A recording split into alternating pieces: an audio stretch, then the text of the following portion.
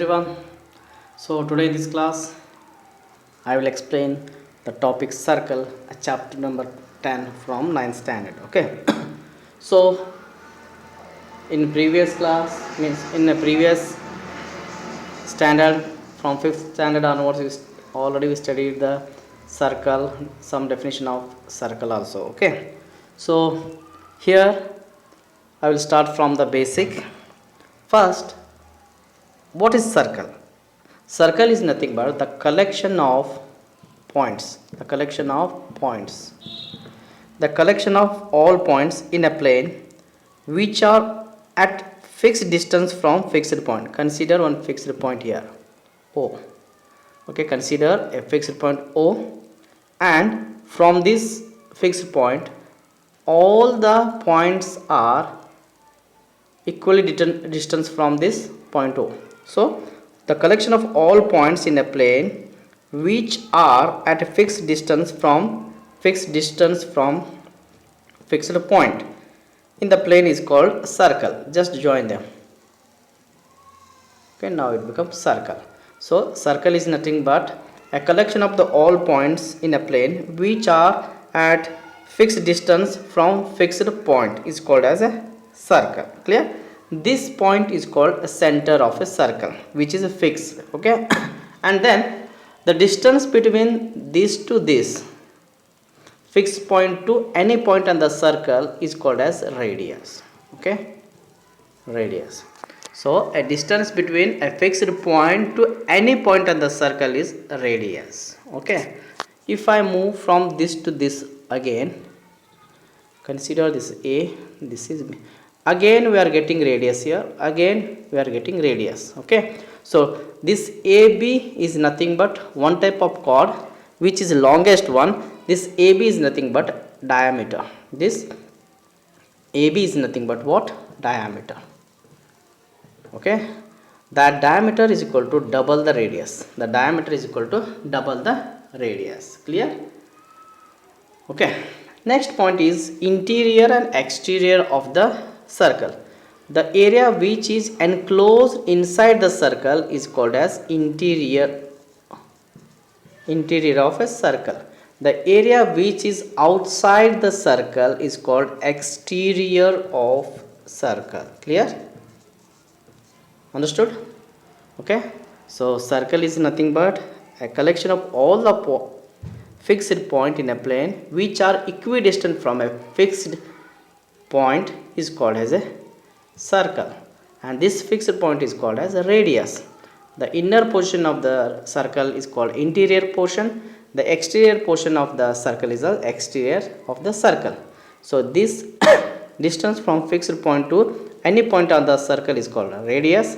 Again, if two radius become what? One diameter, D equal to, that is AB. Okay, OA is equal to AB. The chord which is passing through the otherwise you can define like a line segment which is passing through the center of the circle is called as a diameter, and diameter is equal to double the radius. Okay, and this A portion is called as what? Circumference. Okay, like perimeter of circle, perimeter of rectangle, like that the perimeter of the circle is called as the circumference of the circle. Clear? Okay, next, now consider one circle here. Now I place 2 points here, A and B on the circle. Okay, this arc is called as major arc and this arc is called as minor arc. Totally 2 arc, this A and B, here to here this is minor, this to this major arc. Clear? If I join these 2 points, then this become chord. Okay, this become chord. Here in a circle we can draw infinite number of a circle, infinite number of chord. The longest chord is what? Diameter. The longest chord which is passing through the center is called as diameter. That is longest chord. You can draw infinite number of infinite number of chords we can draw in a circle. Okay, this portion is called as minor segment. The segment under below the arc is called as minor arc. The area or the portion which is above the chord is called as major arc. Clear? This portion is a major arc. This is called as minor segment and major segment. Clear? Okay. Okay. In a circle, if you put 2 points on the points, if you put 2 points on the circle, then this portion is called as minor arc, this portion is major arc. If you draw one chord here, then this portion is become what? Minor segment, this portion become major segment. Clear? Okay.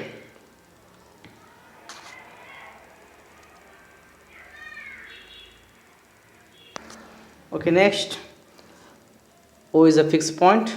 Draw one radius here, another one radius here. Okay, the portion which is under these two radius, then the portion which is covered by these two radius is called as minor arc, so minor sector. This is major sector. Totally the word involves here major arc, major segment, major sector, minor sector. Don't confuse with them. Please listen all the concept carefully and understood carefully. Okay, once again I will recall all those major, minor, arc, segment and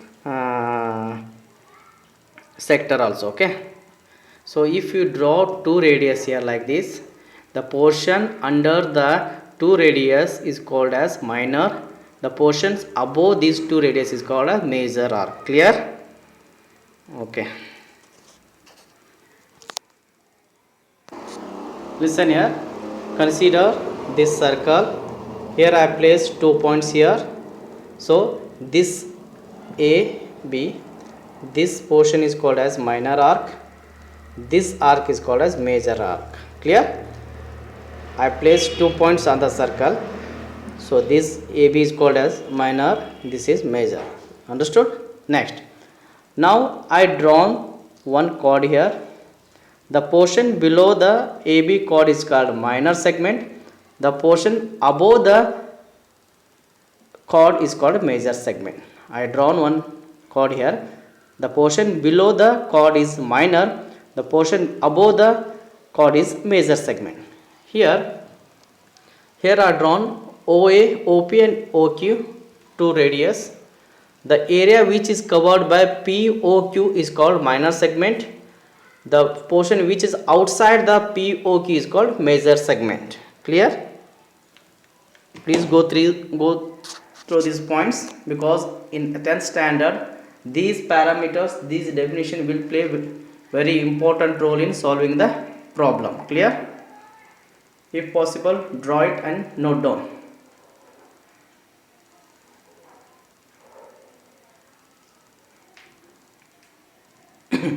Okay, for you the note homework is, now this concept is finished, solve exercise 10.1.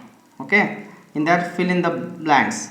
First one, the center of circle lies in dash of the circle, exterior, interior. The center of the circle lies interior of the circle. Okay, remaining 5 problems you do it. Okay, next, true or false. Write true or false, give reason for your answer. Line segment joining the center to any point on the circle is radius of the circle. A line segment joining the center to any point on the circle of circle is radius of the circle. Correct. Listen here. Any fixed point which is joined with the any point on the circle, then it become what? Radius of the circle. Clear? Okay. Do it. Write true or false, and also if it is true or false, give reason, and here also fill in the blanks. Okay.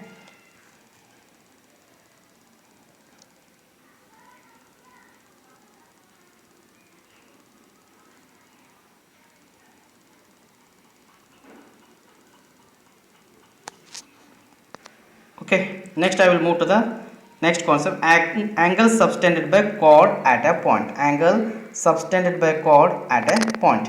So in this exercise, means in this concept, there is one theorem. Equal chords of a circle subtended equal angles at the center. So equal chords of a circle subtended equal angles at the center. Okay, so consider here one circle. So two arcs are there here, two radius. They made one angle here. They asked to prove that this AOB is equal to COD. Okay, so here we are getting two triangles here by the arc. So consider triangle AOB and triangle COD. From the two triangle, what are the common things here? OA equal to OC because radius. OA equal to OC. Listen here. OA equal to OC. The circle having equal radius in all the points. Okay. So OA equal to OC. Next, OB equal to OD. That is also radius. OB equal to OD. That is also radius. Okay. Next, AB equal to CD. Why AB equal to CD?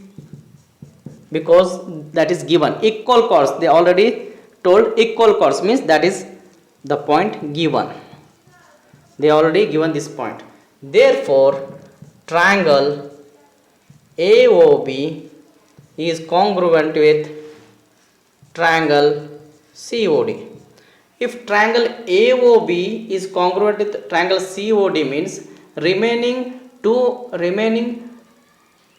all three sides are equal means remaining three angles are also equal. Therefore, as per CPCT rule, angle AOB is equal to angle COD as per CPCT rule. If three sides are equal means automatic three angles are also equal. Therefore, angle AOB equal to angle COD. Once again, I will explain this theorem. Equal chords of a circle subtended equal angles at the center. Consider this one circle here.